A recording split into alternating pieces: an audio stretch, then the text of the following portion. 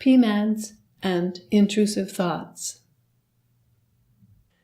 At the conclusion of this lecture, you will be able to discuss the prevalence of perinatal emotional distress and PMADs.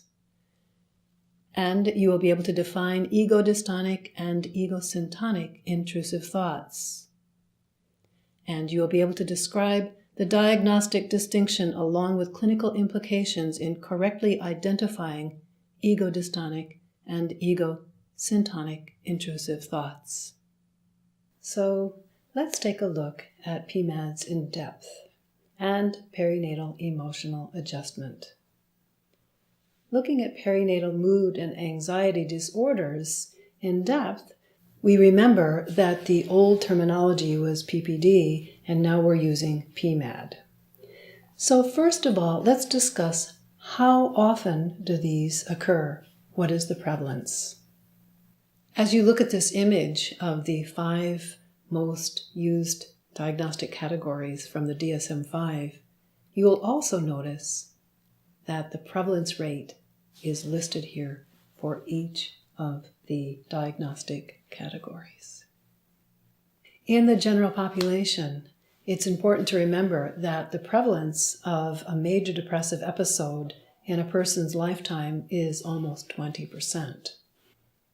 So here we see that major depressive disorder, MDD, has a range of prevalence from 7 to 15%. Here we're talking about the prevalence and the possibility of developing a diagnosable major depressive disorder following the birth of a new baby. So we use the phrase perinatal emotional distress to more fully capture the range of distress experienced in the perinatal time frame. And this is why we see that statistic presented as 17 to 20%. Isn't it interesting that the range of distress for women in the perinatal time frame is 17 to 20%, reflecting the prevalence of depression in the general population? You'll notice on this image that in each of the major diagnostic categories, at the bottom, we have listed intrusive thoughts. So for major depressive disorder, generalized anxiety disorder, panic disorder, obsessive compulsive disorder, and PTSD, we ordinarily don't associate intrusive thoughts with these diagnostic categories, except OCD. So looking at these diagnostic categories and the constellation of symptoms that we see in perinatal distress, and for women who have a mental illness that reaches diagnostic criteria, we see that intrusive thoughts are a significant source of distress in each of these categories. In fact, researchers and clinicians now recognize that 90% of all parents, and some say every new mother and new father, actually, 90% of all new parents experience intrusive thoughts, primarily about their infant being harmed. Scary and distressing intrusive thoughts are usual and, as described before, present as a significant part of the clinical picture in the perinatal time frame. So while in the general population, intrusive thoughts are most usually associated with OCD or OCD-like symptoms, the complex experience of mothers with perinatal mood or anxiety disorders or perinatal emotional distress most usually includes OCD-like symptoms, including recurrent, distressing, intrusive thoughts and often avoidance of these intrusive thoughts.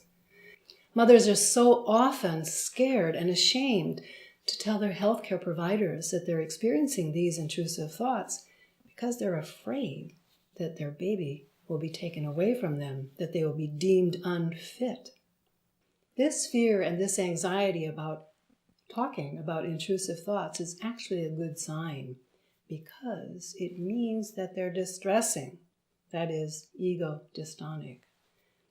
Ego-dystonic thoughts, these aren't thoughts that I would ordinarily have. These thoughts are so strange. And often these thoughts center around harming the baby.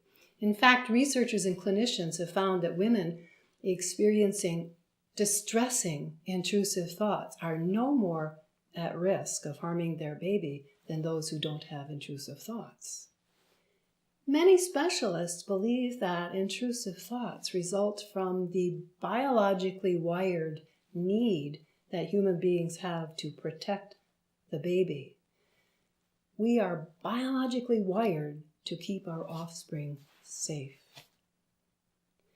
So it's as if these distressing intrusive thoughts highlight this need and get out of control in a certain way, but they highlight the need for a new mother and a new father to look out for danger and make sure that the baby doesn't face anything that's dangerous.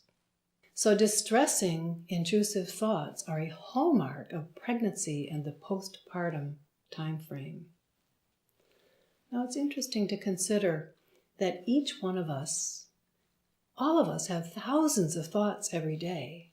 And these thoughts usually come in and out of our mind, and we don't really pay that much attention to them. We don't think twice about them. But for a new mother, a thought comes in and becomes a distressing, intrusive thought, and it sticks around. And so to emphasize, ego-dystonic intrusive thoughts are a normative experience of pregnancy in the postpartum time frame. And actually, it's good news if they're distressing. Because if a woman has intrusive thoughts that make sense, then that's when we need to become concerned about the possibility of a postpartum psychosis. This is an essential point to remember. So now to consolidate learning. Think about any intrusive thoughts you've experienced. Have you believed that intrusive thought? Have your patients had intrusive thoughts?